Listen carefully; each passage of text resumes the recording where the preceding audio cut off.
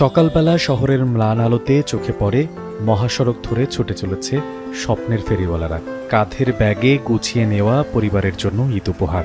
ঈদ মানেই তো পরিবারের সঙ্গে কাটানো কিছু প্রিয় মুহূর্ত, প্রিয়জনদের মাঝে আনন্দ ভাগাভাগি করা। মায়ের হাতের রান্না, বাবা বোনের হাসি, সবকিছু মিলেমিশে এক অনাবিল সুখের ঠিকানা। মার্চ মাসের শেষ দিকে যখন ঈদ উল ফিতরের উৎসব সন্নিকটে, তখন শহরের রাস্তাঘাটে দেখা যাচ্ছে হাজারো মানুষ ঘরমুখী। বছরের এই সময়টাতে একদিকে যেমন আসে আনন্দ, অন্যদিকে রয়েছে ক্লান্তি আর ভোগান্তি। দাদু দাদি, আনা ভাইয়া, মানা, চাচু, জেঠি, এদেরকে দেখা হবে। স্বস্তির যাত্রা। এখানে টিকিটের দাম বেশি রাখে নাই, চমৎকারভাবে বসছি।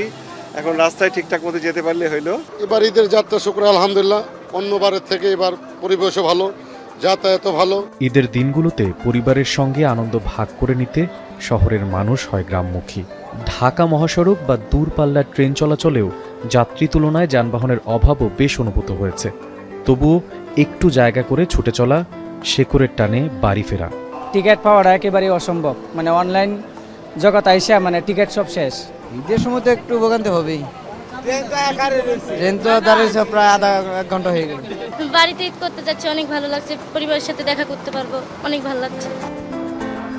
শেষমেশ এত জটিলতা কাটিয়ে গ্রামে ফিরে পরিবারকে পাশে পেয়ে সেই মুহূর্তটাই হয়ে ওঠে সবচেয়ে সুখময়। ঈদের দিনগুলোর তীব্র অপেক্ষার পর সব কষ্ট দূর হয়ে যায়, আর শুরু হয় ভালোবাসা ও আনন্দের এক নতুন অধ্যায়। এই তো সময় ফিরে আসার, স্বপ্ন যাবে বাড়ি আমার। মশিউর অনিক, এখন, ঢাকা।